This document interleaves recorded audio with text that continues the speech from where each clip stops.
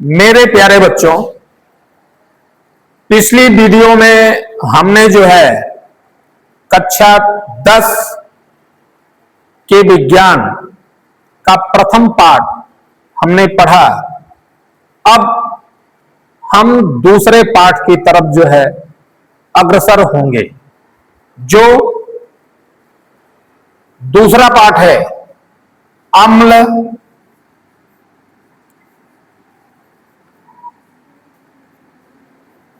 क्षारक एवं लवण।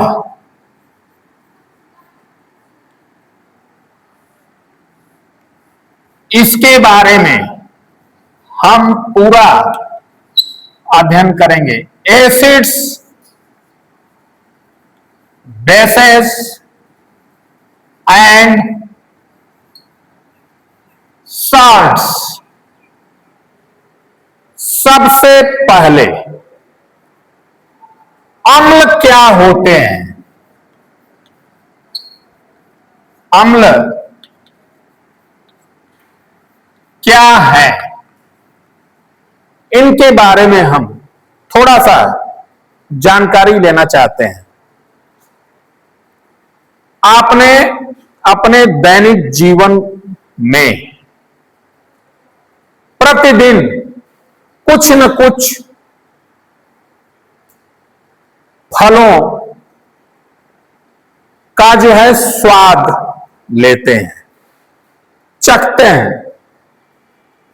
तो आपकी फीलिंग्स क्या होती है?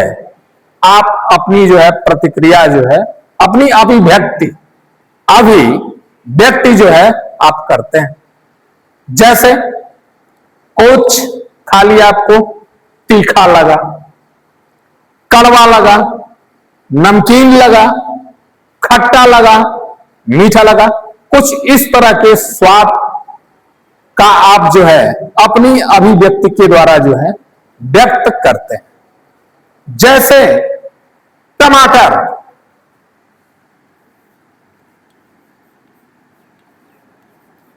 टमाटर खाते हैं सलाद के रूप में, उसका स्वाद कैसा लगता है आपको? खट्टा। इमली खाते हैं, उसकी चटनी खाते हैं, कैसा उसका स्वाद है? खट्टा। ठीक। सिरका घरों में इस्तेमाल किया जाता है, उसका भी स्वाद क्या है? खट्टा है। नींबू इस्तेमाल करते हैं, नींबू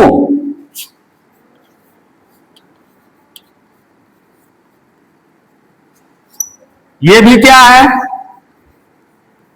खट्टा है। संतरा, जो फल आप खाते हैं वो कैसा लगता है? खट्टा व मीठा दोनों होता है, खट्टा मीठा दोनों होता है। ठीक है।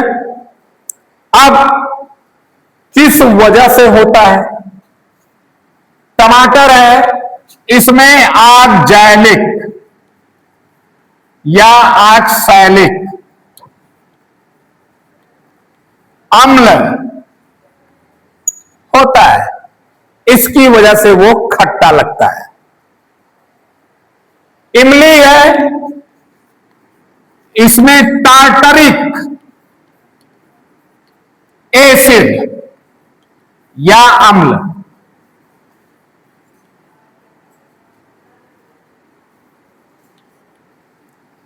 सिरका है, इसमें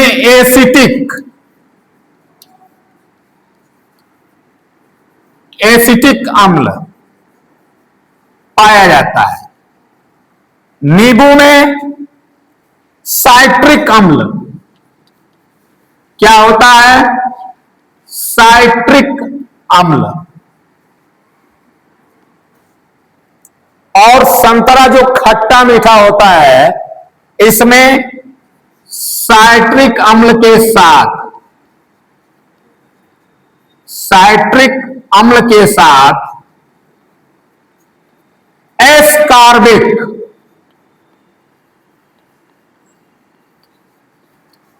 एस्कार्बिक अम्ल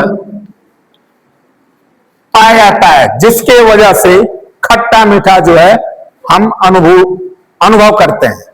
ठीक, अब प्रश्न उठता है, इनको किस चीज की संज्ञा देते हैं? जो ऐसे खट्टे पदार्थ हैं उनको हम कहते क्या हैं?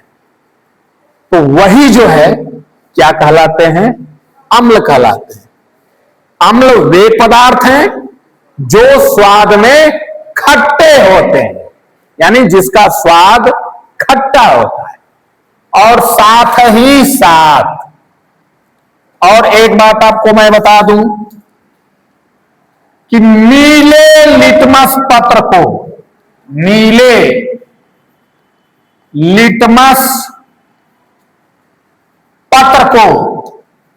क्या कर देते हैं?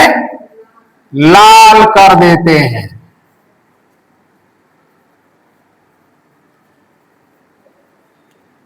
ठीक है, ये तो रही व्यवहार में आने वाली परिभाषा। किसकी? अम्ल की। अम्ल वे पदार्थ हैं जो स्वाद में खट्टे होते हैं और नीले लिटमस पत्र को लाल कर देते हैं। अच्छा भाई, ये तो रही बात व्यवहार में आने वाली परिभाषा, लेकिन विज्ञान की दृष्टिकोण से इसकी वास्तविक और आधुनिक परिभाषा क्या हो सकती है उसको हम जाने। अब देखिए भाई, अब तक तो व्यवहार में हम जो परिभाषा दिए वो जो है विज्ञान की दृष्टिकोण से सही नहीं है। वो जो है छोटे स्तर के लिए, छोटी कक्षाओं के लिए वो चलेगा, लेकिन जब हम 10वीं में पदार्पण कर लिए तो अब उसकी जो वास्तविक परिभाषा है वो हम जानेंगे। तो भाई, इसकी आधुनिक परिभाषा क्या है? किसकी? अम्ल की आधुनिक परिभाषा। आधुनिक परिभाषा क्या है? अब इस पर विचार करते हैं। भाई, आर्हेनियस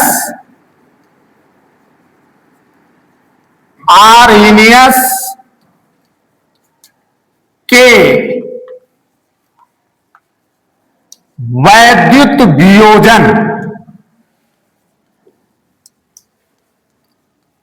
वियोजन के सिद्धांतानुसार या सिद्धांत से अम्ल की परिभाषा कुछ हम इस तरह से देते हैं। क्या? अम्ल वे पदार्थ हैं जो जलीय विलयन में, अम्ल वे पदार्थ हैं जो जलीय विलयन में हाइड्रोजन आयन देते हैं और हाइड्रोजन आयन के अतिरिक्त कोई अन्य धनायन नहीं देते। बात समझ में आ रही है? अब इसके बाद यदि एक दूसरा उदाहरण ले लें, नाइट्रिक अम्ल। अब देखते रहिए कितना जो है आर्हेनियस ने इसकी जो है सटीक परिभाषा दी। फिर इसके बाद H2SO4, कई उदाहरण आप दे सकते हैं।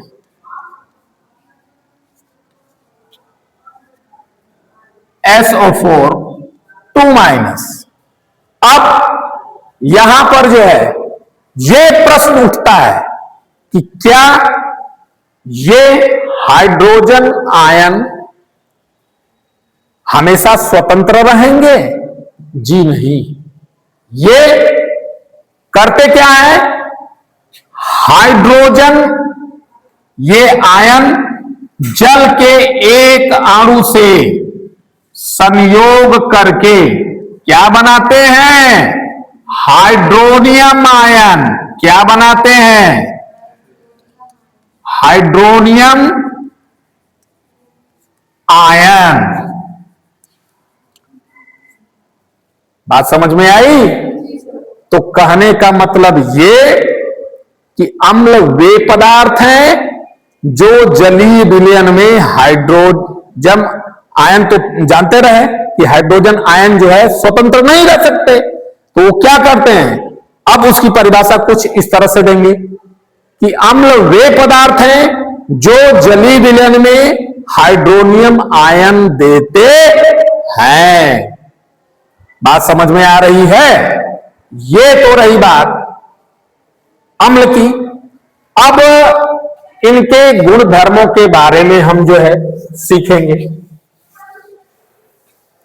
इनके गुण धर्म क्या हैं, इनके रासायनिक गुण धर्मों पर हम बात करते हैं। ये तो रही बात इनके परिभाषा से संबंधित कि भाई अम्लों के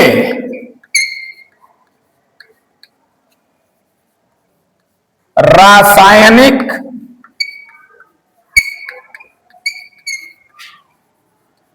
गुणधर्म क्या है। सबसे पहली बात कि जब किसी अम्ल की क्रिया, अम्ल की क्रिया किससे हो, धातु से हो। जब किसी अम्ल की क्रिया किससे हो, धातु से हो, तो ध्यान दो भाई, अब यहां पर मान लो ये सोडियम धातु है। क्या है, सोडियम धातु। इसकी क्रिया किससे हो, हाइड्रोक्लोरिक अम्ल से हो, तो क्या होगा, इस पर हम विचार करते हैं। क्या संभव है, क्या बनेगा, सोडियम क्लोराइड और हाइड्रोजन गैस जो है रिलीज होगी, मुक्त होगी, हाइड्रोजन गैस का निर्माण होगा। हाइड्रोजन गैस की प्रकृति कैसी होती है, ये ज्वलनशील है। कैसी गैस है, ज्वलनशील है। अब मान लो यदि जिंक की क्रिया किससे हो, सल्फ्यूरिक अम्ल से हो, तो क्या होगा, Zn SO4 प्लस क्या, यह बात समझ में आ रही है, बोलो। अब मान लीजिए इसकी क्रिया, मैग्नीशियम की क्रिया किससे हो, नाइट्रिक अम्ल से हो, नाइट्रिक अम्ल से, तो यहां क्या बनेगा, अब ध्यान दो, MgNO3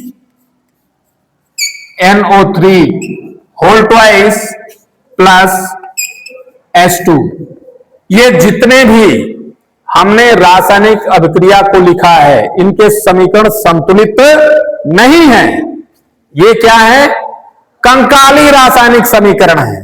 क्या है, कंकाली रासायनिक समीकरण। तो इस तरह से धातुओं से अम्ल की क्रिया के बारे में हमने पढ़ा।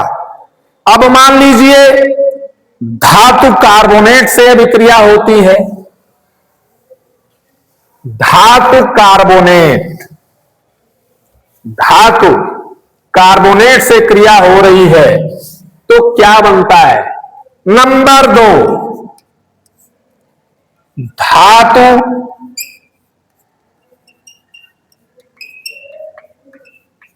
कार्बोनेटों से क्रिया।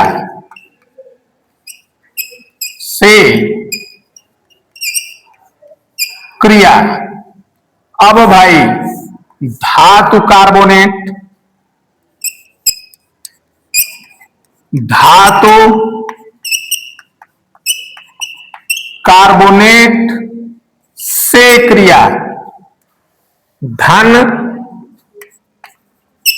अम्ल,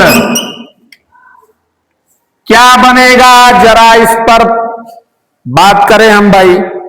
चलो, ये हमने क्या लिखा है? शब्द समीकरण। क्या बनेगा? लवण, जल और कार्बन डाई। जब धातु कार्बोनेट से जब क्रिया होगी तो क्या बनेगा? लवण, जल और कार्बन डाइऑक्साइड। तो भाई मान लीजिए हमने सोडियम कार्बोनेट का चयन किया, इसकी क्रिया किससे हुई? हाइड्रोक्लोरिक अम्ल से। अब क्या बनेगा लवण में? NaCl यानी सोडियम क्लोराइड। फिर इसके बाद H2O प्लस CO2। ये रासायनिक समीकरण संतुलित नहीं है, क्योंकि बस इसके बारे में हम जान रहे हैं कि क्या होता है। बात समझ में आ रही है? अब इसके बाद यदि मान लीजिए कि जब धातु के बाइकार्बोनेट से क्रिया होती है तो क्या बनता है? धातु के बाइकार्बोनेट से जब क्रिया होती है तो क्या होता है? इस पर भी थोड़ा सा हम चर्चा कर लें। धातु, तीसरी प्रॉपर्टी, धातु के बाइकार्बोनेटों से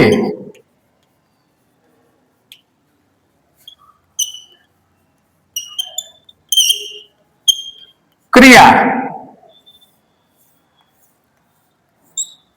कोई एक उदाहरण लेकर के हम आसानी से समझ सकते हैं। जैसे मान लीजिए हमने ले लिया सोडियम बाइकार्बोनेट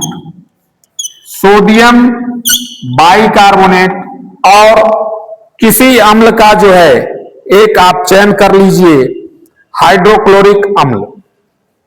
हाइड्रोक्लोरिक अम्ल क्या बनेगा? लवण, जल और कार्बन डाइऑक्साइड। लवण क्या बनेगा? NaCl प्लस जल H2O प्लस CO2। ये तुम्हारा लवण है और ये क्या है? जल है और ये तुम्हारा कार्बन डाइऑक्साइड है। अच्छा चलो एक प्रश्न मैं यहां पर करता हूं। ये जल शब्द इस्तेमाल किया है हमने। जल और H2O में क्या अंतर है? जल और H2O में क्या अंतर है? इस पर जो है विचार करते हैं। जल क्या है? एक यौगिक है। क्या है? एक यौगिक है, ठीक। और H2O क्या है? जल के एक अणु का जो है सूत्र है। जल का एक अणु है। बात समझ में आ रही है? मान लीजिए एक तालाब है, उसमें पानी भरा हुआ है, उसमें पानी भरा हुआ है, तो उसमें जल के कितने अणु होंगे? बोलो, उसमें जल के कितने अणु होंगे? अनंत। कितने होंगे? अनंत। अनंत। उसमें कितने अणु होंगे? अनंत। ये बात समझ में आ रही है? अब इसके बाद अब अम्ल का एक शब्द और बचा हुआ है, जो है अम्लों की क्षारकता। अम्ल की क्षारकता, ये क्या है? इस पर जरा हम विचार कर लें। अम्ल की क्षारकता, अम्ल की क्षारकता, अम्ल की क्षारकता, ये क्या है? बेसिसिटी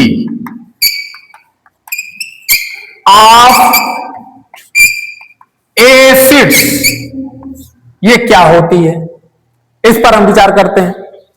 भाई, अम्ल की क्षारकता का मतलब क्या होता है? किसी अम्ल के एक अणु से, जैसे मान लीजिए हमने हाइड्रोक्लोरिक अम्ल ले लिया, नाइट्रिक अम्ल ले लिया, सल्फ्यूरिक अम्ल ले लिया, फास्फोरिक अम्ल ले लिया, तो अब यह चेक करना है कि अम्ल के एक अणु से कितने हाइड्रोजन परमाणु जो है विस्थापित हो रहे हैं। अब यहां से देखो, इसका वियोजन करो, ध्यान देना, प्लस Cl माइनस, अब यहां पर H प्लस, NO3 माइनस, अब यहां देखो, यहां पर जो है 2H plus plus H2SO4 2 minus. तो अब देखो कितने हाइड्रोजन के परमाणु जो है विस्थापित हो रहे हैं। यहां से एक, यहां से एक, यहां से दो, इसमें 3। यानी किसी अम्ल के एक अणु से जितने हाइड्रोजन परमाणु विस्थापित होंगे, वही संख्या जो है किसी अम्ल की क्षारकता को बतलाती है।